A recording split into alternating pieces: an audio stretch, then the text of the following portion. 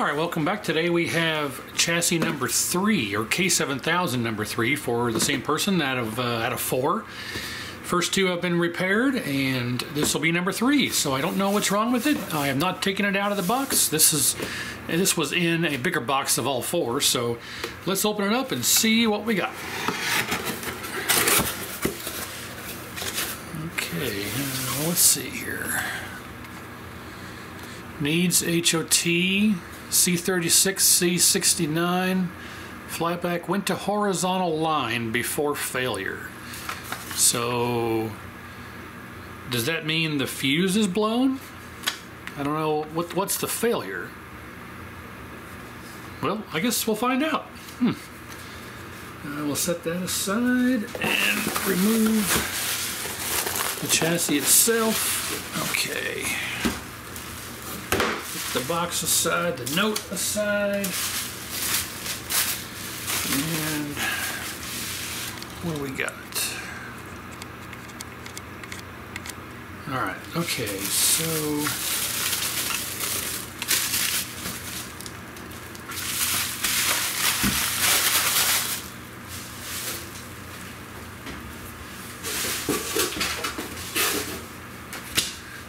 first thing we'll do is give it a visual. Looks like someone's already done a cap kit, but they've put an odd cap in here. This is an IC cap, and that's not correct. Should be 250/22, and I can't even, yeah, well, it's the right rating. Okay, there's no fuse installed at all. So obviously the fuse is blowing, so there's no fuse at all. It appears to be intact, otherwise it has an original factory flyback, so we'll change that out. That all seems complete. Neck board, yep. You know, I wish these would get shipped with a little more care taken into account, because we got a broken neck board pot here, right there. So now I got to figure out how I can replace that if I have any of those. And that's the cutoff. The drive pot is the important. The drive pots are what actually increase and decrease the color. The cutoff pot's more of like a secondary adjustment. So we really probably wouldn't even notice if you had a broken cutoff pot, but we'll have to replace it anyway because we're out to get all these working 100%. The rest of them seem okay, but we'll put them all to the center.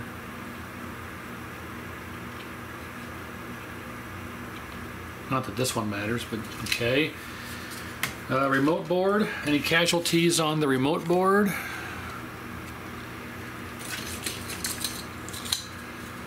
This has the much better version of pots that I like, the early version. This is an 86 board. Now this is a 90 board, 1990. Well, neck board pots, I'm sorry, remote board pots seem okay, so we're good there. But for the meantime, I'm going to set this aside so we don't break any of them. Okay, well, should I turn it around and take a look at the horror show? It looks like somebody has replaced C69 here, the orange one. So this is a later model that has the 2 separate safety caps, the C36 and the C69, and 2 separate caps. You can see here the silkscreen has two separate deals there for 2 separate caps instead of the 4-legged one. So we'll see if we can get that working, assuming that it is that someone's already replaced C38. Looks like someone's done a lot of work on this to try and get it fixed, and I'm worried. Oh, well, I found the problem. The flyback is arcing out of the top. Holy cow, look at that. Right out of the top of it. Burned it up nice and good. So yeah, we'll have to yank that out, but let's turn it around and see if it's a horror show or not. Please, I hope it's not. Oh yeah, not too bad. Someone's done a very nice job of this. Did a very nice job with that. And that's probably, is that in the circuit? Yeah, that's in circuit. This isn't too bad. Left a lot of flux residue on it, but overall, yeah, this is doesn't appear to be all that bad. I can't say much for the solder joints on the voltage regulator, but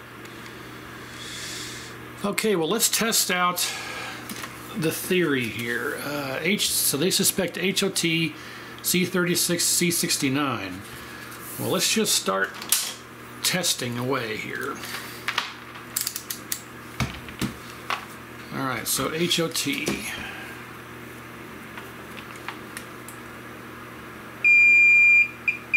Indeed, the HOT is shorted. So actually, you know what? Let's zoom in a bit so we can get a better idea of what I'm doing here. So here to here, shorted and shorted. So that should be 0.45 diode or voltage drop to each one of those. So HOT is indeed gone. For this type of voltage regulator, we want to do pins 3 and 4, 1, 2, 3 negative and 4 positive. Voltage regulator is good. Normally you'd have a 0.45 voltage drop, but because we're going through the resistor, the B plus resistor, on the side here, we should have 180 ohms across the resistor. We should have 180 ohms across the resistor. There we go, 176.9. So close enough. So the voltage regulator is okay. We got a bad HOT. Let's test C36 just to make sure it's not shorted. And it is shorted, but that's probably because of the HOT. Yeah, see, both of these are going to read shorted in circuit if the HOT is shorted.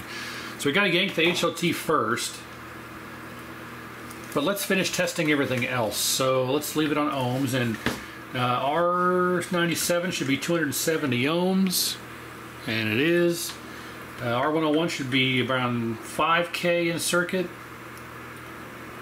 Yeah, give or take. Yeah, 4.2 is okay because we're reading through a bunch of other stuff. Sometimes it can be up to 6, sometimes it can be 5, sometimes it's 4.2, depending on the revision of the chassis. But so that should be okay. R89 should be 3.9.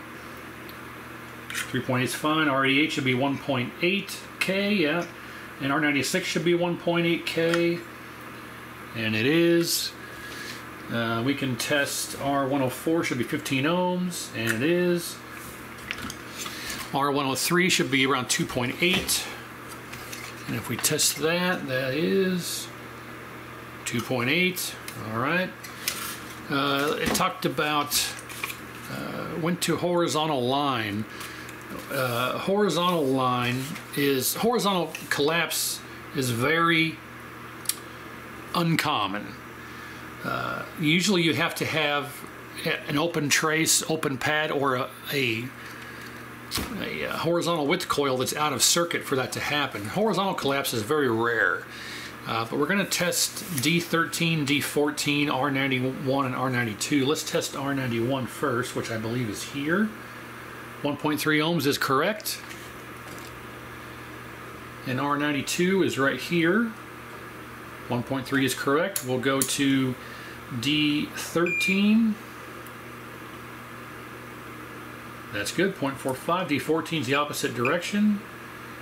And yeah, around in circuits around 0.34. So we shouldn't have any collapse, assuming that the vertical IC is good. Let's make sure C38 isn't shorted since it was replaced. We're not worried about what the reading is. We're just checking to make sure that it's not shorted. And we get 1.8K. That's an odd reading. It should go up into the megohms and then eventually give us 0. Let's go to continuity mode. Okay, so it's not shorted. That's fine. D18 is right here. Uh-oh. Ah! We've got a shorted D18. D18 is this guy right in here. Now I don't know if it's because of the HOT, but if this is shorted here, this will definitely give you a horizontal. I don't know if it'll be collapse, but it will definitely give you horizontal issues. So we need to check out D18 once we get the HOT out. So okay, so I think that should that should be everything except for our rectifier diodes, which we can test right now. Good, good, good. This one has glue on it, that's good. Good and good. Okay, so all rectifier diodes, okay, so everything in the power circuit checks out except for the HOT and D18. So let's pull out D18, I'm sorry, not D18, let's pull the HOT out and then recheck D18 and C69 and C36. Because if this is, we could take this out of the circuit and those all read good, then it's only the HOT is our problem. If any of those still read shorted with this out, then we also have those components bad as well. So let's start by getting HOT out of here. I'm just going to use the braid here real quick.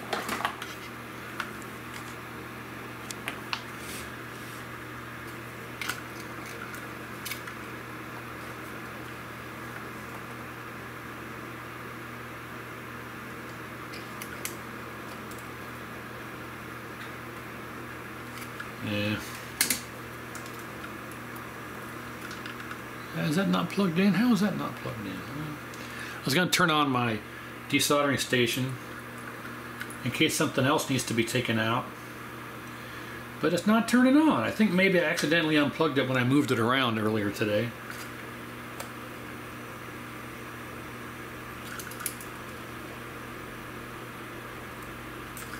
So let me check and see what's going on with that. Yeah, somehow I unplugged the darn thing. Huh, well, I'll have to check into that here shortly.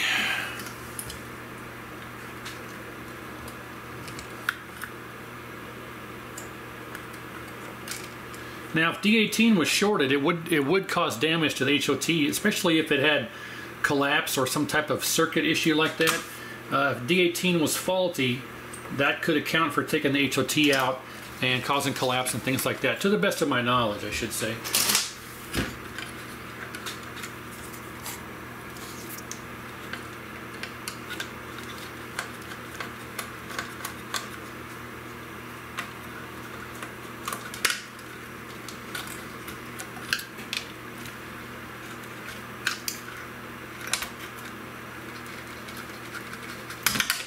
Alright, HOT is out. Let's check it out of circuit. Always a good idea to verify the component out of circuit.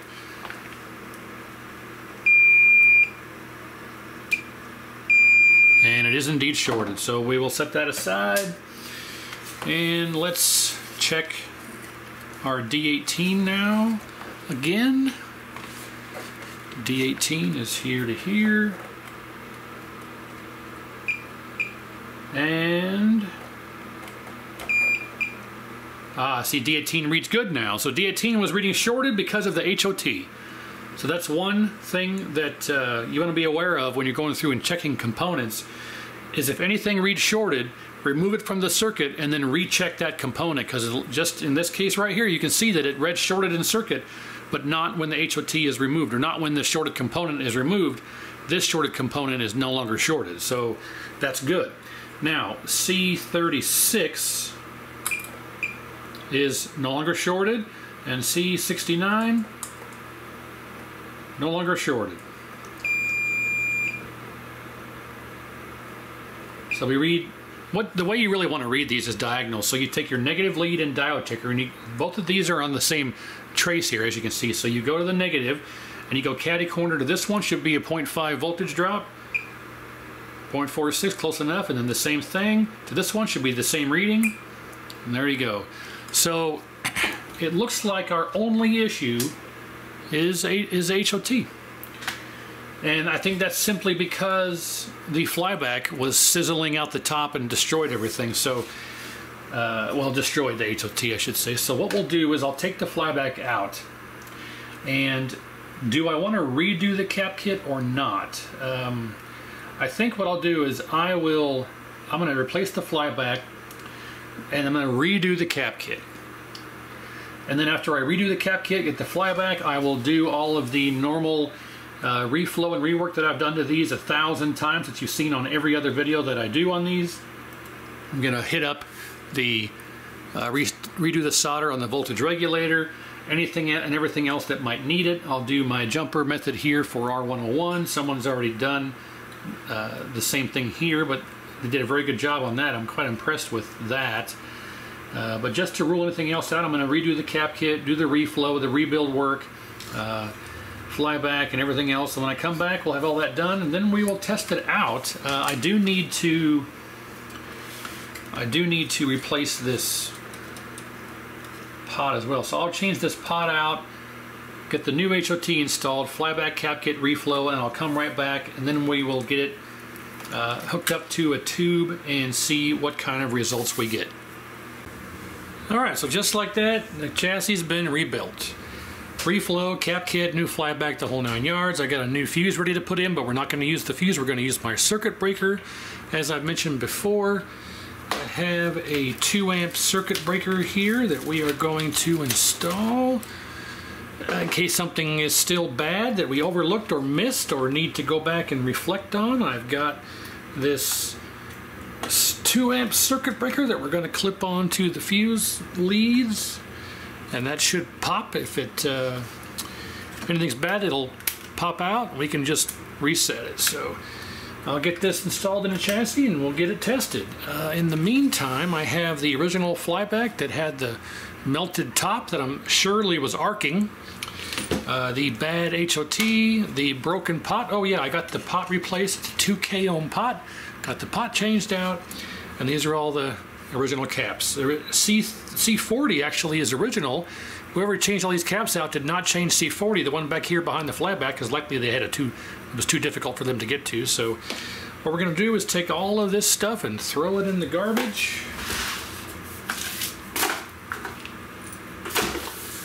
And give us a fresh, nice, clean canvas to work with here. Alright, so let me get the picture tube, get it set up, and we'll come back. I'll have it on there, ready to test. Alright, so we're on the tube here. We got anode, neck, yoke, ground, power, video, remote board all hooked up. Nothing has been overlooked, and we're using a U5000 tube that I've been using on the previous repairs. That's what's up with this foam thing here for insulation. It's just the U5000 is the closest one I have on hand. Without having to dig through a bunch of monitors to get the 7000 tube. So it'll work just fine. I've been using that anyway on the last one, so it'll work just fine with no issues. So here we go. Let's turn it on and see if it works. If it does, what kind of image we get, and if there's anything else wrong with it other than just the HOT and the possible bad caps. I didn't find any bad traces or solder joints or anything when I did the rework, so that was a nice surprise compared to the last ones. Oh yeah, and the flyback, the HOT, and redoing the cap kit and some reflow. So let's find out if it works. Everything else tested okay, so it should. Let's find out. 1, 2, 3. Okay, so our repair has been successful for power, hopefully. Let's make sure. Okay. I did turn the flyback up a little bit because they come all the way down from the factory. And right there is good. Let's turn brightness and contrast is too high. Let me get on the tripod here and we'll do some adjustments. Alright, so like always, brightness all the way down, contrast all the way down, flyback up until we get raster lines, which is right there. Not sure why it's jumping around, but right there. We'll leave the flyback. And now we'll turn brightness back up until the background is no longer, well, it should be black. So we turn it up till it's not black, and then back down till it's completely black, right there. Flyback is too high. Raster lines are still there. There we go. Okay, that's where the flyback needs to stay. Brightness up until it's not black, and then back down till it just is black right there, and contrast. Okay, so now after we turn contrast back up, we can see the background is not black anymore. So brightness back down right there. That looks pretty good. And voila! All right, now it's let's see, it's small on height, so let's adjust our vertical size. That works. H position works. We need to decrease our width slightly. And let's turn contrast down a bit. It's slightly too much. There we go. Okay. And we're too green a little bit, so let's turn the green down. Right to here. That's better. Waha! Look at that. Okay. Now, we need to adjust our width. Where did my... Oh, up here. Moved us a few things around. See, we're too wide here, so H position. Man, this is touchy. Vertical hold. Get back there, you rascal. There we go. Okay. Let's give it some coins here. Start a game. Alright, I need to do vertical size a bit more. There we go. Now, okay, H position, we want to get right there. Now it's too wide, so let's... vertical position needs to go a bit higher. There, that's perfect. Okay, now let's adjust some width here. Oh. The C38 that they changed out must be the wrong rating, because the coil was all the way down. This is the most narrow that I can adjust it. If I turn it any more up, it gets wider. So let me change out that width cap to a more suitable rating to squeeze this in a bit, and then we'll see how well that looks after that. Okay, so I got the original, but I got the width cap that was in the chassis removed. It was actually the correct size, or the correct rating is 0.39, but it was too wide, so I put in a 0.47. After putting the 0.47 in, now I've got everything adjusted properly. It's still, this is the narrowest that it gets, but at least now you can see the full score on the screen, and we have a little bit of gap, whereas before it was too wide. So I think the 0.74 will work just fine. So I took the 0.39 out, put the 0.47 in, and we should be good to go. So that about wraps it up. I'll do a little bit more testing and make sure that nothing blows up here after a couple of hours, and give it the normal burn-in test and time that I do, but I think we're going to be good. So this had a arcing flyback. I didn't have any evidence of that, but the top was melted through. So we had a bad flyback, we had a shorted HOT, we had a broken pot on the neck board, and we needed to redo the cap kit because a couple of them weren't, I think the bipolar caps and C40 were never changed out. So we got the cap kit redone, we got the reflow done, I got the bottom of the chassis all cleaned up for flux and residue and everything. And that about wraps it up. Nothing else really worth mentioning, so just a nice, quick, and easy one for once, which is nice given what I've had in the past. So thanks for watching. Stay tuned for more. Got one more chassis to work on, and there's never an end to the repairs in sight, so there'll be more after that. Until then, thanks for watching. Stay tuned. Like, share, and subscribe, and we'll see you next time.